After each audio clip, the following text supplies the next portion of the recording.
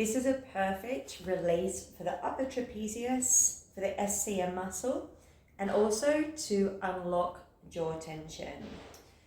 We got to really remember that the body's super connected, and we really do live in a world where we're very forward based, where our shoulders are starting to roll forward. That's also putting tension, of course, onto the neck muscles, and of course the head weighing a certain amount, between 6 to 8 kilos, depending on who we are. Stress, fear, doubt, worry, and environmental factors will play a huge role in how our bodies are patterning. This particular release is going to work with the shoulder blade and the top of the rib cage to try to release any stuck or frozen tissue that has migrated over years and years of practice patterns of falling forward. I feel this is a release that can help anyone and everyone, because I know we all tend to do this, and we've all experienced what fear-based thoughts, what stress feels like, and of course a phone body feels like in our bodies. And when we release this area and we start to unwind any tight fascial tissue in and around the lats, the shoulder blades, the top of the rib cage, we create space, of course, in and around our diaphragm, allowing us to breathe more efficiently and get blood and oxygen to our cells. So this is a fantastic release that feels quite challenging sometimes, because for many of us, we have a lot of years of built up tension here.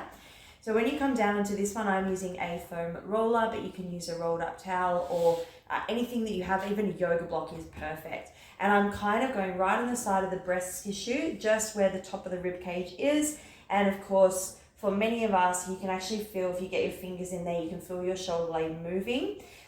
We don't want that shoulder blade and rib cage to become friends. We want to try to keep space in there, hence why we're going to get into this tissue.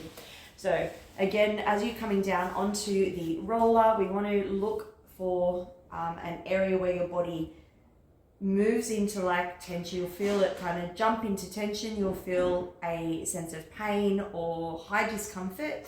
That's exactly what we're looking for. And as soon as I find that point, I'm going to stay. So I'm going to support my head with my hand. I'm going to rest the other hand in front, and I'm just going to stay here for 3 minutes each side, focusing on my diaphragmatic belly breathing. So in through the nose, the belly expands, and out through the nose, and the belly squeezes to the spine. Now, after some time, after 3 minutes, we want to stay here for that full 3 minute period. We don't want to be scrolling on our phone. We really want to relax into it. Might be nice to let the head drop if that feels really nice in your body, but don't force it.